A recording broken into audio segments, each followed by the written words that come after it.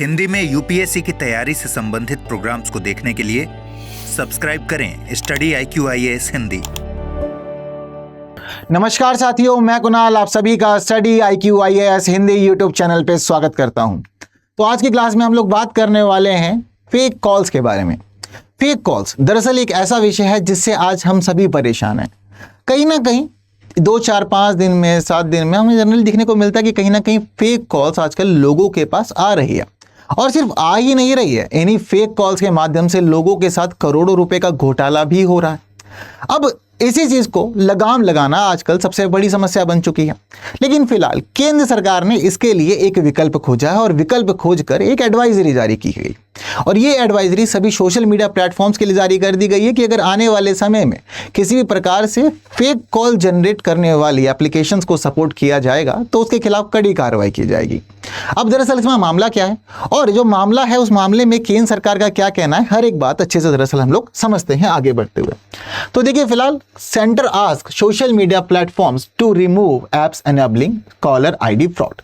तो देखिए, यहाँ पर सीधे तौर पर देखने को यह मिल रहा है कि केंद्र सरकार ने भाई एक एडवाइजरी जारी की है, और एडवाइजरी जारी करते हुए साफ तौर पे सोशल मीडिया प्लेटफॉर्म जितने भी हैं सभी को यह बोल दिया गया है कि अगर आपके पास में ऐसा कोई भी ऐप देखा गया जो एप्लीकेशन कॉलर आईडी फ्रॉड को समर्थन देता है तो ये समझ लीजिए कि बाद में आपको बहुत ज़्यादा परेशानियां हो सकती है। इसीलिए जितने भी सोशल मीडिया प्लेटफॉर्म्स के पास में ऐसे एप्लीकेशन हैं उनको तुरंत आप रिमूव कर दीजिए, ठीक है। और रिमूव ही नहीं करना है, आपको हमें रिपोर्ट भी करना है कि आपने क्या कार्य किया है इस एडवाइजरी के ऊपर और क्या कार्य नहीं किया है। तो ये जो एडवाइजरी है ये हमारे संचार मंत्रालय के द्वारा जारी की गई है और उसमें स्पष्ट तौर पर सभी के लिए स्ट्रिक्ट निर्देश दिए गए हैं। अब दरअसल ये स्ट्रिक्ट निर्देश दिए क्यों गए हैं, इसके पीछे की कहानी क्या है?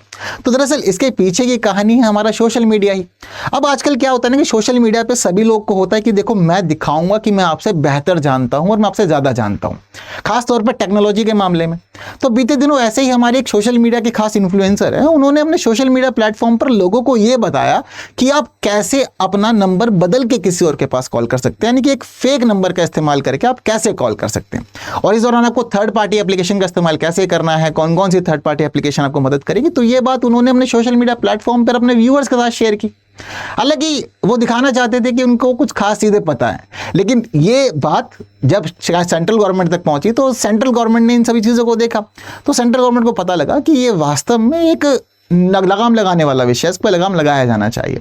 तो सेंट्रल गवर्नमेंट ने उसी के मद्देनजर ये एडवाइजरी जारी की है, और ये एडवाइजरी मुख्य रूप से संबंधित है कॉलिंग लाइन आइडेंटिफिकेशन से, जिस कॉलिंग लाइन आइडेंटिफिकेशन को बहुत सारे लोग कॉलर आईडी स्पूफिंग के रूप में भी जानते हैं। अब दरअसल ये कॉलिंग लाइन आइडेंटिफिकेशन और कॉलर आईडी स्पूफिंग होता क्या है, इसको जरा थोड़ा सा समझते हैं, जिसके बाद आप चीजों को अच्छे से और ज्यादा क्लियर कर पाएंगे।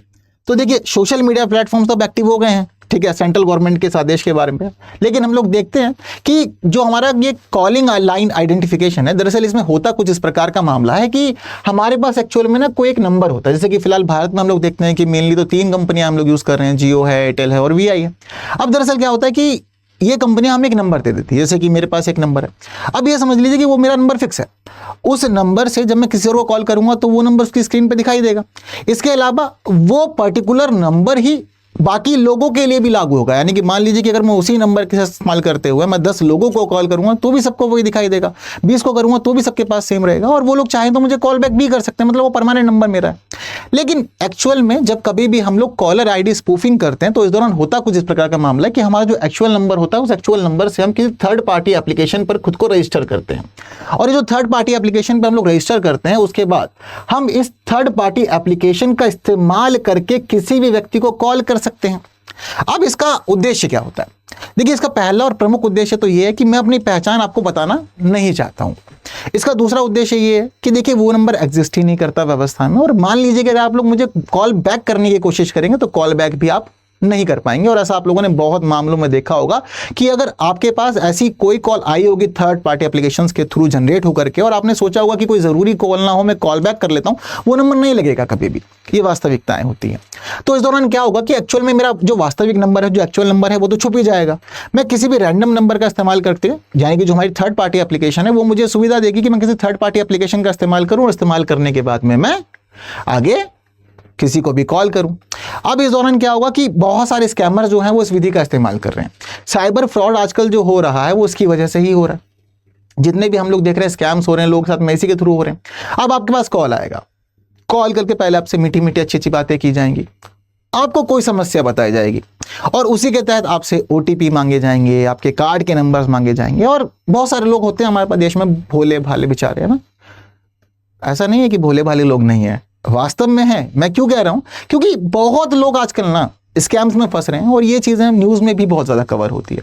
और ये स्कैम छोटे मोटे नहीं है। अभी आपको मैं रीसेंट एग्जांपल्स दूं, प्रोफेसर्स फंसे हुए हैं इसके अंदर। रीसेंट एग्जांपल में देखा कुछ बड़े बड़े कवि फंसे हैं इसमें। ये दिक्कतें आई हैं और करोड़ों का घोटाला हुआ इन लोग के साथ में। अब सोचिए कितने भोले भाले लोग हैं ना। तो वास्तविकता यही है। तो आप लोग भी जानते होंगे और वो रियल लाइफ इंसिडेंट है आपके पास में, तो मुझे कमेंट बॉक्स में शेयर जरूर कीजिए। कमेंट बॉक्स में सबके साथ सबके पढ़ते रहता हूँ, कि देखता रहता हूँ कि हाँ क्या क्या चल रहा है यहाँ पर, ठीक है। तो कमेंट सबके पढ़े जाते हैं। तो ये स्थिति यहाँ पर होती है। अब दरअसल सारा काम हो कहाँ रहा है, थर्ड पार्टी एप्लीकेशन के थ्रू। तो सेंट्रल गवर्नमेंट ने सीधा सीधा ये सोचा कि एक काम करो, जो यहाँ पर ये सेतु बना हुआ है ना, इस सेतु को तोड़ा जाए। ये सेतु टूटेगा, काम अपने आप सारा ठीक हो जाएगा। फिर कॉल करोगे तो जो वास्तविक नंबर होगा ना, वही वास्तविक नंबर जाएगा, नंबर चेंज ही नहीं कर पाओगे। और इसका मुख्य उद्देश्य जैसे कि बता चुका हूं कि आईडी अपनी छुपाना होता है। तो आजकल क्या होता है कि बहुत सारी लोन देने वाली कंपनी, इंश्योरेंस कंपनी या कोई भी फाइनेंस कंपनी भी इसका इस्तेमाल कर रही है। क्यों कर रही है? तो देखिए आजकल ना जैसे जैसे हमारे फ़ोन की स्मार्टनेस बढ़ रही है ना, तो हम लोग कैसे भी कहते हैं कि नेक्स्ट जनरेशन इज स्मार्टर। तो वही स्थिति हम लोग यहाँ भी देख रहे हैं कि जैसे जैसे ना जनरेशन हमारी मोबाइल फोन्स की भी स्मार्ट हो रही है, तो हमें ये अच्छी सुविधाएं दे रहे हैं।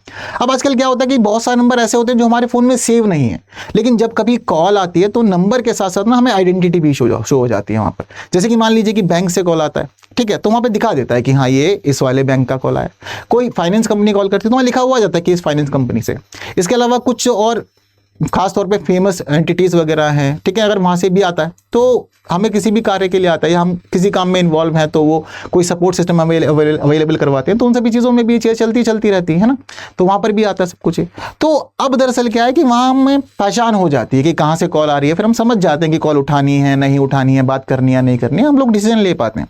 बट अगर रैंडम कॉल आ रही है, वहाँ पर हमें पता ही नहीं चल रहा कॉल कहाँ से, तो हम लोग कई बार ये भी सोच लेते हैं कि कोई हमारा खास व्यक्ति तो नहीं कर रहा, क्या कोई समस्या में तो नहीं है जो हमें कॉल कर रहा हो, तो हम लोग सोच के उठा लेते हैं। फिर बाद में दिमाग खराब होता है कि अरे गलत कॉल थी, ठीक है, नहीं उठानी थी, काम खराब हो गया, फोकस थे काम पे, सभी चीज़ें गड़बड़ हो गई।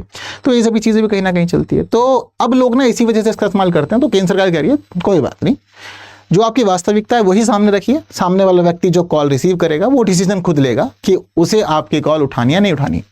और मान लीजिए कि अगर आप अपने एक्चुअल नंबर का इस्तेमाल करते हुए कोई स्कैम करने की कोशिश करेंगे तो आपको बहुत ही जल्दी आइडेंटिफाई भी कर लिया जाएगा। तो वैसे तो ये मेन जो चीज़ होती है इसके अंदर ना, जो हमारी ये कॉलिंग लाइन आइडेंटिफिकेशन होती है, इसमें कॉलर आईडी स्पूफिंग कहते हैं। तो मेनली तो बहुत सारे लोग उसको नंबर से ही समझते हैं, लेकिन केंद्र सरकार ने यहाँ पर जो एडवाइजरी जारी की है वहाँ पर सिर्फ और सिर्फ ना आपके नंबर की टैंपरिंग का मामला ही नहीं रखा। केंद्र सरकार ने सीधे तौर पर यह भी कह दिया है कि अगर थर्ड पार्टी एप्लीकेशन नंबर की टैंपरिंग के अलावा अगर IMEI नंबर की टैंपरिंग करती हैं, IP एड्रेस की टैंपरिंग करती हैं, ठीक है, तो उन सब मामलों में भी हमारी ये एडवाइजरी प्रॉपर लागू है और किसी प्रकार की छेड़छाड़ कहीं से भी नहीं होनी चाहिए। मतलब धोखाधड़ी का मामला सामने निकल के आना ही नहीं चाहिए, और धोखाधड़ी का मामला निकल के सामने आएगा तो बिल्कुल कड़ी सजा होगी। कड़ी सजा क्यों होगी? क्योंकि देखिए हमारी सरकार ने 2023 में कानून लागू किया था जिसको नाम दिया था दूरसंचार अधिनियम। अभी तो दूरसंचार अधिनियम है, ये दूरसंचार अधिनियम हम लोगों ने उस समय इस वजह से लागू किया था ताकि हम लोग पुराने कानूनों को रिप्लेस कर सके, क्योंकि हमारे पास में कानून जो थे बहुत ज़्यादा पुराने थे। जैसे कि भारतीय टेलीग्राफ अधिनियम था, यह 1885 का अधिनियम था। इसके अलावा भारतीय वायरलेस टेलीग्राफ अधिनियम भी था हमारे पास, जो 1933 का अधिनियम था। तो ये अधिनियम जो थे काफी पुराने हो गए थे। केंद्र सरकार ने बोला कि नहीं, अब समय बदल गया बहुत ज्यादा, कहाँ 1885 1933 के कानूनों को लेकर के चल रहे हो, अब हम 2023 का कानून लेकर के आएंगे जो लेटेस्ट था सभी मामलों में और सभी टेली कंपनी को प्रॉपर ये कवर करता है, ठीक है ना। तो इसी वजह से ये स्थिति जो थी हम लोग यहाँ पर देखते हैं। तो सीधे तौर पर केंद्र सरकार ने यहाँ पर यह भी कह दिया कि देखिए जी, उल्लंघन माना जाएगा अगर आने वाले समय में इस प्रकार के ऐप्स एक्टिवेट देखे गए, तो किसी भी प्रकार से किसी भी व्यक्ति को मदद की गई फ्रॉड करने के लिए, तो उस मामले में समझ लीजिए कड़ी कार्रवाई होगी। और जो हमारा कानून है वो कहता है कि 3 साल की जेल होगी, कारावास होगी और साथ साथ 50 लाख रुपए तक का जुर्माना भी लगाया जा सकता है। दोनों भी आपके ऊपर लागू हो सकते हैं। ये हमारी मर्जी है कि हम लोग उसको किस नज़रिए से देखते हैं। तो सभी के लिए ज़रूरी है, ये हम सभी लोगों के लिए अच्छा विषय है कि आने वाले समय में फेक कॉल से हम लोगों को निजात मिलेगी। और वहीं दूसरी खास बात हम लोग के लिए यहाँ पर जो लाभ का विषय हो जाएगा कि चलो थोड़ी सी तो सेफ्टी फिलहाल हमें यहाँ पर मिल रही है। और वहीं जो परेशानियां हैं उन सभी स्कैमर्स के लिए जो इस प्रकार की थर्ड पार्टी एप्लीकेशंस का इस्तेमाल करके हम लोगों को परेशान करने का कार्य किया करते थे। ठीक, तो बस आज की क्लास में इतनी ही बातें हम लोग करते हैं, क्योंकि जितनी महत्वपूर्ण बातें आप सभी लोगों को जाननी समझनी थी वो आप लोग जान गए। तो जल्दी से कमेंट करके बताइए आप लोग को कैसा लगा केंद्र सरकार का ये एडवाइजरी यानी कि आदेश। तो बाकी इसके साथ साथ आप लोग वीडियो को लाइक भी जरूर कीजिए, बाकी साथियों तक शेयर भी जरूर कीजिए और बने रहिए हमारे learning platform study IQ IAS Hindi पे। Thank you so much. जय हिंद। हिंदी में यूपीएससी की तैयारी से संबंधित प्रोग्राम्स को देखने के लिए सब्सक्राइब करें स्टडी IQ IAS हिंदी।